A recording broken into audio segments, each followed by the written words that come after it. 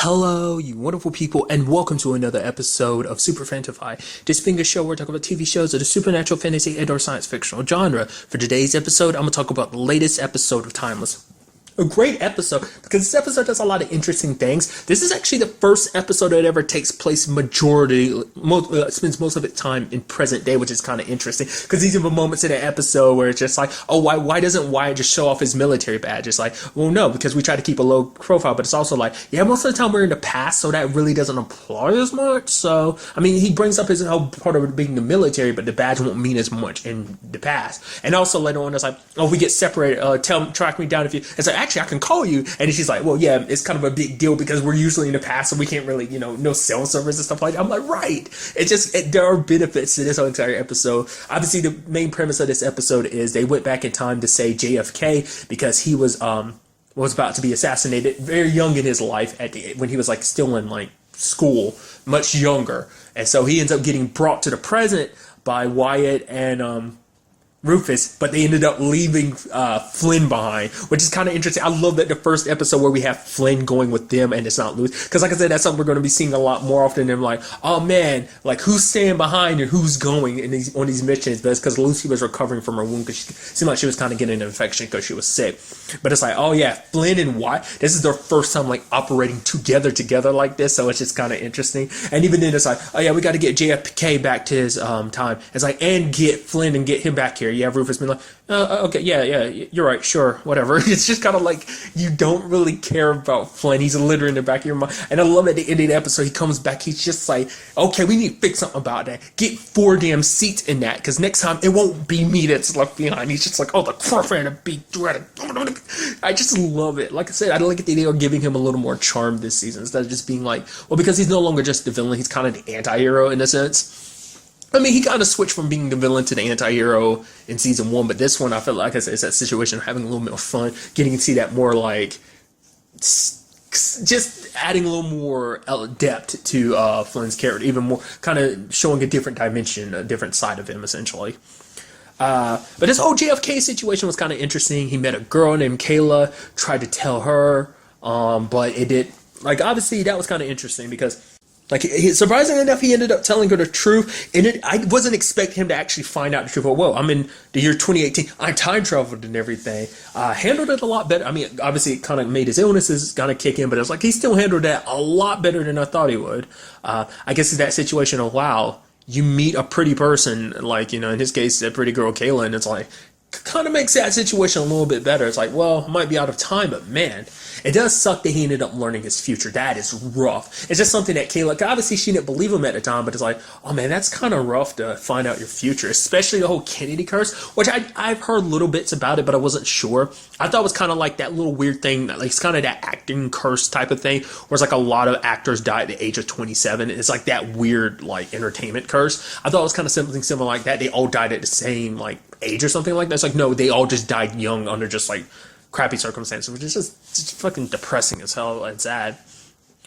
You did have a little glimpse of it, and I thought that might have meant something else bigger, but I guess it was just kind of like time was starting to solidify. Was at one point the coin that had JFK's face on it started changing over into someone else, and I guess the point is Nixon, because that was kind of the whole point, to get someone like Nixon in the White House, so that someone that they could control, like get him there at certain points so that he doesn't, like, that JFK doesn't do the stuff that he does in office, and so they can get Nixon in earlier to do it. They feel like Nixon would be someone they could easily more manipulate and control.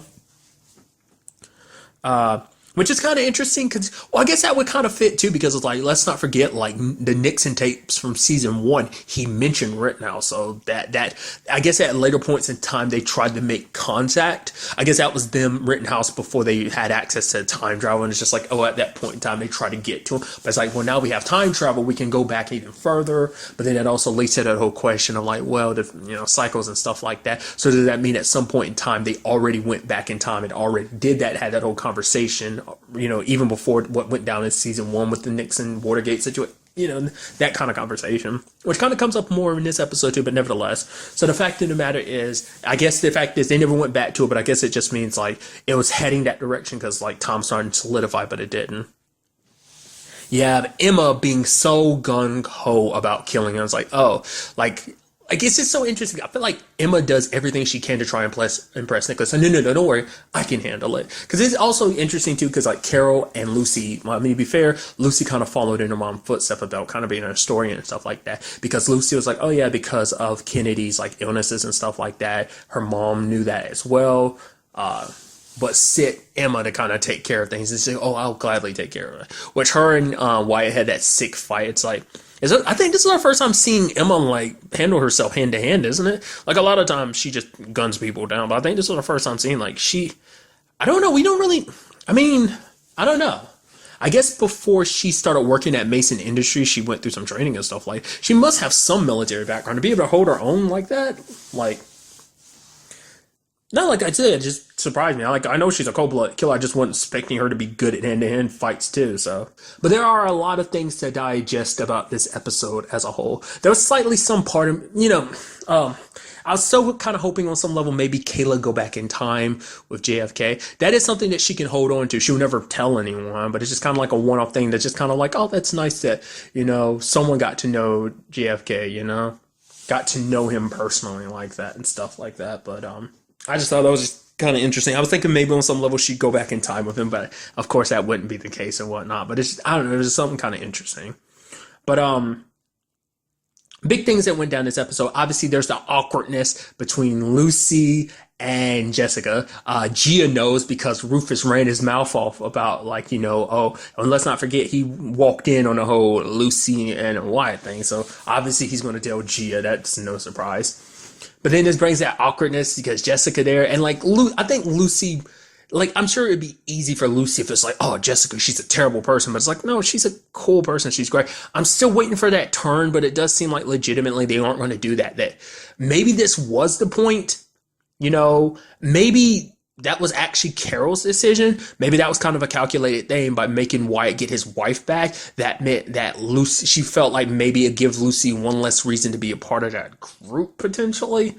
I mean, I don't know. It seems like that was done relatively soon afterwards. I think it hadn't got quite to that point of like, Carol, we need to kill your daughter.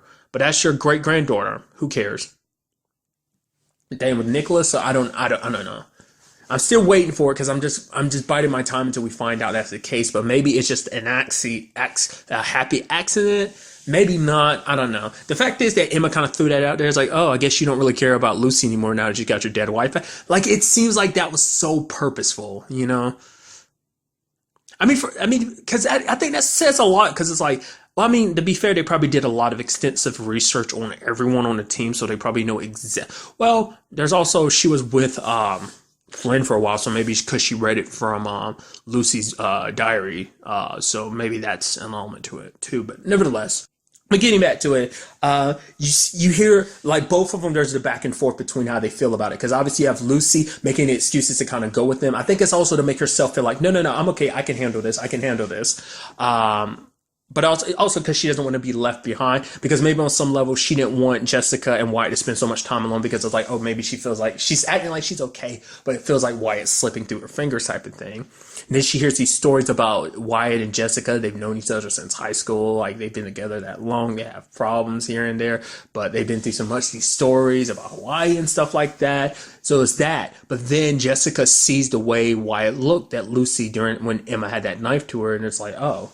And so she's like, okay, yeah, Wyatt deserves a second chance, but who's to say that chance has to be with me? But then Lucy could have easily let it go, but she didn't, because for her, and it shows you who she is. She wanted to put Wyatt's happiness before her own. So it's like, hey, Wyatt literally did all of this. He loves you. You never left his mind. Everything he's ever done, professionally and just everything, risking so much for the chance to save you. So don't think he doesn't love you. So. But outside at the same time, you do see it does seem like over the course of the episode that you do see Jessica and Lucy becoming friends. And I think that's going to be weird and awkward. It will be for a while, but I think eventually maybe things will get better. But even then, Wyatt's like, oh, we can still be friends. And he's like, no regrets. And she's like, no regrets either. And obviously, even when it's all said and done, I think when it comes down to it, Wyatt loves Jessica. But at the same time, I wonder, is that just, because the sad thing is, yes, he loves her, but is he staying with her out of obligation, even though he's developed these feelings for Lucy? Because the fact is, he's torn. He's torn between like, this is the woman I loved. I loved her so long, and she's my wife. But also at the same time, because you even had Jessica being like, oh yeah, I guess he couldn't be faithful for me because I was, well, because it almost seemed like she was kind of referencing him in this timeline where it's like he wasn't faithful, but also saying like, well, how can I expect him to be faithful and stuff like that? It's like, well, you were dead. So, he didn't think it was possible to get you back anymore and just, everything. And Lucy was there and just, he fell in love again, so. Because that's the thing, like, you don't ever just feel that once in your life. I always think that's kind of an interesting thing when it comes to love. It's like, there's such thing as like, so like, it depends on the person, it depends on what point in your life. I don't think there's ever that one butterfly moment of just kind of like, oh, you feel it and never again. I think you can feel that with different people. Once I say that, it depends on who you are, who that person is, at what point in your life it is, whether how strong that connection is. In some cases, it's like, oh, we had our thing, we didn't work out, but then later on, we split up, and then later on, we meet up again, and those blossom again. I'm going too deep on that, but nevertheless, that's, you can tell just by that longing look in Wyatt's eyes that that's still that's a thing between him and Lucy. And then there's the whole Flynn situation, because you hear Flynn over and hearing it, and he goes there to help be there for Lucy. So either just trying to be a good friend, but I threw this out there before, it's like, oh, potentially that, which that situation is a little awkward too, because like, well, Flynn is a married man with a child too, and it's like, well, I don't know if he'd actually go down that route, because he's so focused on like saving his wife. Getting rid of Rittenhouse would be the way. Like, he hasn't really brought it up, but I still would ultimately think his ultimate goal is to wipe out Rittenhouse and potentially find some way to save his wife and daughter. So I think it is just him being like, well, I see that you're heartbroken, and then it's like, hey, I've been down that road too, so hey, so I don't know. Maybe, like, because like I said, I brought up last episode, it seemed like that could be potentially where they take that direction of that, but like I said, that'd still be weird and awkward along the same lines as the whole White situation. But nevertheless, another thing that came up in this episode I thought was kind of interesting was a whole conversation between Rufus and Gia about like, oh yeah, the fact that, because the whole conversation is, well, things, JFK must be okay because we remember him. And it's like, yeah, it's like, so that's good, because the fact is that we remember him means that at some point in the timeline we did return him, because if we didn't, we wouldn't remember him. It's like, yeah, but then that means there's also the possibility that like, oh, maybe he gets hit and dies, and then we forget him in an instant, and because we're not in the middle of time traveling while that change is happening, we won't remember the differences. So it's kind of interesting too, when it's all said and done, when JFK kind of returns when they return at the end of the episode, that means Lucy doesn't remember the original timeline either. Only Rufus and Wyatt will remember the original timeline. Well, and Flynn, but not anyone else, in particular Lucy. It's just something kind of interesting, considering she's the historian. So it's just kind of interesting. But nevertheless, the conversation kept going back and forth between of like the kind of conundrum that is destiny, essentially. Is everything kind of set in stone or not? But once again, even with the whole like I brought up earlier, like time, it seems like it takes a little while for it to cement. Like certain things have to play out a certain way, and then even then it takes a while for time to really kind of fully adjust to it. Like these changes, it takes a while for the present day to catch up to like the time, like the ripples from the timeline to kind of ripple out and have their effects.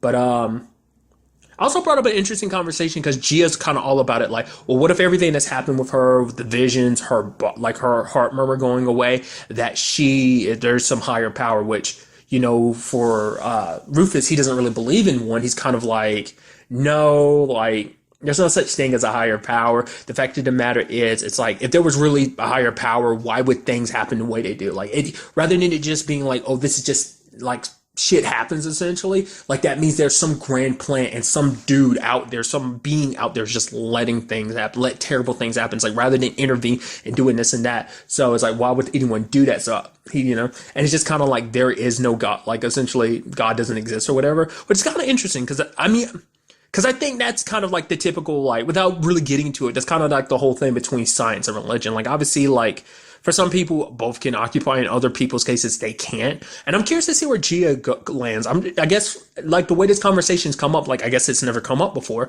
Is Gia religious or anything like that? Or is it just because of her newfound circumstances that she's religious? Or has she always been religious and it just kind of fit with just kind of where her beliefs lie? So maybe she's one of those people that balances science and religion. Like, we can have both. But, for Rufus, it's just like everything that his family had to struggle to get through, his mom praying every night, nothing happened. It's like, the one that helped change our lives was me. Like, that, no God was involved, which, depending on who you ask, some people can make an argument there, but that's the whole thing.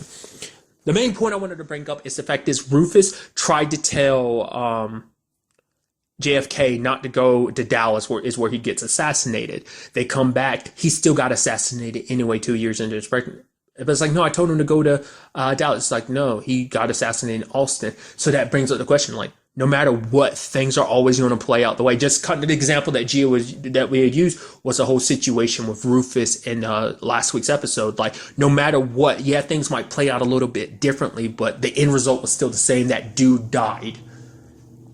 Last episode, and in one case it's like, oh, Rufus shot him, but even in this case when Rufus did shoot him, things still played out. So it's like, is all of this beyond their control anyway? Like, time is a beast all on its own that I think a lot of people think that they can have their way with time like they want to. They can beat it into submission of like, you're going to be this way, and you can cut and slice it and paste it however you want to, but like, time has a nasty bite, essentially, is kind of what I'm getting at. So it's just, I don't know, it's just something kind of interesting to think about.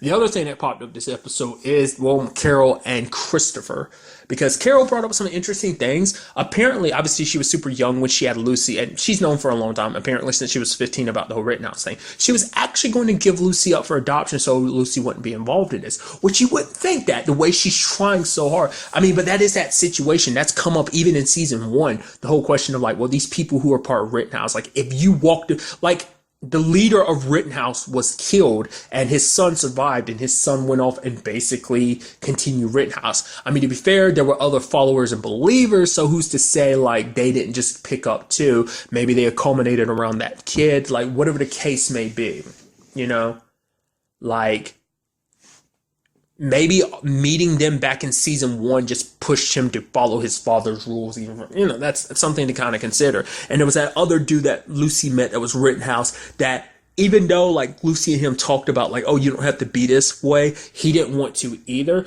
But eventually he still ended up being that person anyway because of the fame and the glory he got from it. Or maybe it just feels like family pressures forced into, who knows, so it's almost that situation of, can you escape your destiny?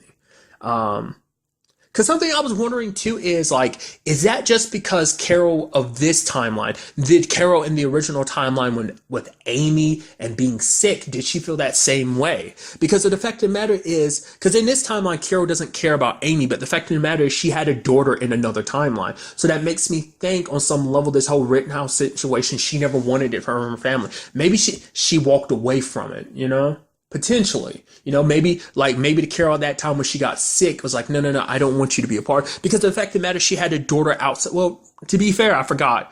Like both, like Lucy's, both are like, her dad is Rittenhouse, but so is her mom. So Amy would have still been a part of that either. So who's to say she wouldn't have just? I don't know. It seems like the way everything, I don't know, could have been set up for Lucy. It seemed like even in that timeline, maybe that's the case, but maybe, she was too sick to ever like push that on Lucy. It was just kind of like, what, I'm just curious, like how things would have played out in that original timeline, I mean, that's something that hasn't come up this season either. Like, much like Flynn's situation, well, Lucy's situation around getting Amy back hasn't come up yet, but it's still lingering in the back of her mind, so.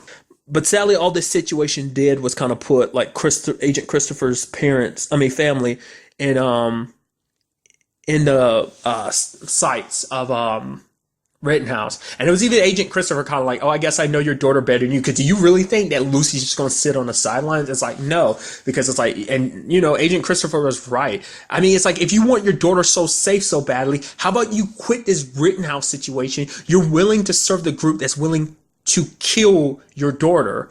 You're willing to serve your grandfather who wants to kill your great granddaughter. Which in this whole equation and situation, I'm curious what Lucy's dad has to say about it. I don't know. I'm curious like what his opinion would be about this.